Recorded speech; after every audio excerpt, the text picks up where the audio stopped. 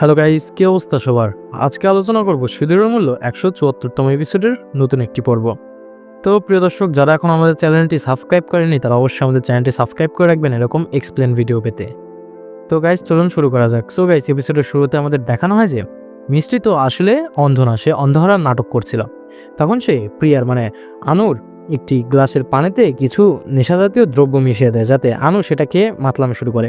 তো এই নিয়তে যে হয়তো সে তাকে মাতলামি করিয়ে তার ভিতর থেকে কথা বের করবে, এই নিয়তেই হয়তো সে সেই মিশ্রণটি খাইয়েছিল আর কি।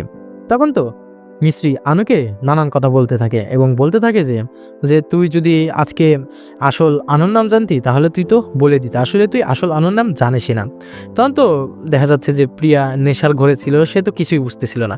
সে বলছিল যে আমি তো আসল আনুর নাম জানি, কিন্তু আমি তোকে বলবো না, আমি লিখে দেখাবো, আর লিখে দেখালে তুই দেখতে পারবি না। কিন্তু ওই দিক থেকে দেখা যায় যে মিশ্রি তো দেখতেও জানে, সব কিছুই জানে। মিশ্রি তো আর অন্ধ না, সে তো নাটক করছিল, কারণ সে তার মুখে পানি নিয়েছিলই না। তখন দেখা যায় যে প্রিয়া কই থেকে একটি চক নিয়ে আসে এবং চক নিয়ে এসে দেয়ালে যে আসল আনু তার নাম লিখতে থাকে। যখনই প্রিয়া সেই নামটি লিখছিল, পিছন থেকে কে যেন মিস্ত্রিকে ডাক দেয় এবং মিস্ত্রিকে বলে যে কেমন আছো মিস্ত্রি, আজকে তাহলে কি কি আয়োজন? তো মিস্ত্রি বলতে থাকে এই আয়োজন, আপনারা খাওয়া দাওয়া করে যাবেন। তারপর দেখা যায় যে ওই দিক থেকে প্রিয়া বলে ওঠে যে আমি আসল আনুর নাম লিখে দিয়েছি। তারপর দেখা যায় যে যখনই মিস্ত্রি পিছনের দিক তাকাবে তখনই দেখা যায় উপর থেকে পানি পড়ছিল। আসলে এই বিষয়টা বুঝতে পারলাম না, উপর থেকে এখন এই দেয়ালে পানি আসলো কই থেকে, যদিও বিষয়টা অযৌক্তিক। তবুও দেখলাম আমরা যে পানি আসছে, পানি এসে যে সে চক দিয়ে যে লেখাটি লিখেছিল সেটা মুছে গিয়েছে। তো মিশ্রিত দেখে যে পানি পড়ে সব লেখা মুছে গিয়েছে, সে তো কান্না করতে থাকে এবং বলতে থাকে যে আমি এত বড় সুযোগ একটু মিস করে দিলাম, আমি আর এরকম সুযোগ জীবনেও পাবো না। তো মিশ্রি কান্না করতে করতে সেখান থেকে চলে যায়। তো এরপরের সিন দেখানো হয় যে মিশ্রি উপরতলা গিয়ে দাঁড়িয়ে আছে এবং মনে মনে প্ল্যান করছিল যে তাহলে কিভাবে আমি আসল সত্য বের করব, এসব নানান কথা ভাবছিল। তখন দেখা যায় তার মাথায় একটি বুদ্ধি আসে যে সে আনুর রুমে যাবে, রুমে গিয়ে সে ওই জিনিসপত্রগুলো খুঁজবে যাতে কোনো সে প্রমাণ পায়, সেই প্রমাণ দেখে পরিবারের সবার কাছে সে বেগুনাই সাবিত হয়, মানে এই এই আর কি, যে সে নিজেকে নির্দোষ প্রমাণ করবে। তখন দেখা যায় যে মিশ্রি আনুর ঘরে ঢুকে যায় এবং ঘরে ঢুকে তন্ন তন্ন করে অনেক কিছু খুঁজতে থাকে, কিন্তু সে খুঁজে তো কিছুই পাচ্ছিল না, কারণ প্রিয়াও তো এত কাঁচা খেলোয়াড় না যে সব কিছু ছড়িয়ে ছিটিয়ে রেখে দিবে। তখন দেখা যায় আবার ওইদিকে দেখা যায় যে আর্জুনের দাদি এক ব্যাগ ভরে টাকা নিয়ে এসেছে এবং আর্জুনের কাছে এসে বলছে যে দেখ এই ব্যাগে কি রয়েছে। তখন আর্জুন সেই ব্যাগটি খুলে দেখতে পায় যে এখানে টাকা রয়েছে। এই টাকাটি মূলত যে মিশ্রিকে আর্জুন তালাক দিবে, তালাক দেওয়ার জন্য টাকা চেয়েছে মিস্ত্রি, সেই টাকাটাই আর কি মিস্ত্রিকে দিয়ে সে তালাক দিয়ে দেবে। তখন দেখা যায় যে আবার এদিকে মিস্ত্রির রুমে দেখানো হয় যে মিস্ত্রি তন্ন তন্ন করে খুঁজছিল। তখন সেখানে দেখা যায় যে আর্জুনের ফুবু এবং প্রিয়া চলে আসে। তো প্রিয়া এসে বলে যে মিস্ত্রি তুই এখানে কি করছিস?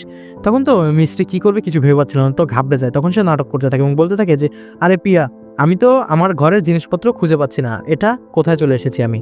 তখন প্রিয়া বলে যে এটা তো আমার ঘর, আমার ঘরে তুই কি করছিস? তখন আর্জুনের ফু বলে ওঠে যে আরে কানা, তুমি এই ঘরে কি করছো? তুমি এখান থেকে চলে যাও, তোমার ঘর ওই সাইডে। তারপর মিষ্টি বের হয়ে যায়। তারপর ঘরের ভিতরে দেখা যায় যে প্রিয়া তো তাকে মিষ্টিকে সন্দেহ করা শুরু করেছে এবং বলছে যে আমার তো মনে হচ্ছে যে মিষ্টি অন্ধ হওয়ার নাটক করছে, আমি আজকে একটি পরীক্ষা নিব।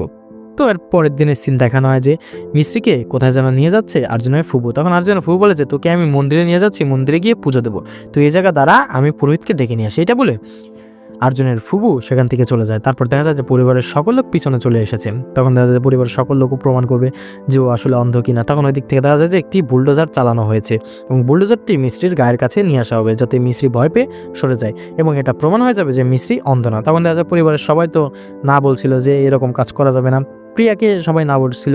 তখন দেখা যায় আর্জুনের দাদি পারমিশন দিয়ে দেয় এবং বলে যে হ্যাঁ, এটা প্রমাণ করো। তারপর দেখা যায় যে বুলডোজারটি ধীরে ধীরে কাছে এগিয়ে আসছিল। তো মিস্ত্রি তো বুঝে গিয়েছিল তাকে এরকম মিথ্যা প্রমাণিত করার জন্য তার সাথে এরকম করা হচ্ছে। তারপর মিস্ত্রিও সেখানে বলে যে আমার জীবন যাক যাক, আমি এখানেই থাকবো। তখন দেখা যায় যে একটি বাচ্চা মেয়ে এসে মিস্ত্রির সামনে পড়েছে এবং বুলডোজার যখনই সেই বাচ্চা মেয়েটির গায়ের উপর পড়তে নিবে তখনই দেখা যায় যে মিস্ত্রি সেই বাচ্চাটিকে তুলে ফেলে।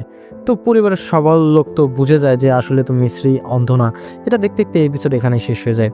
তো সুদৃঢ় 174তম এপিসোড গাইস এক্সপ্লেনেশন কেমন লাগলো? আশা করি ভালো লাগবে। যদি ভালো লেগে থাকে অবশ্যই চ্যানেলটি সাবস্ক্রাইব করবেন।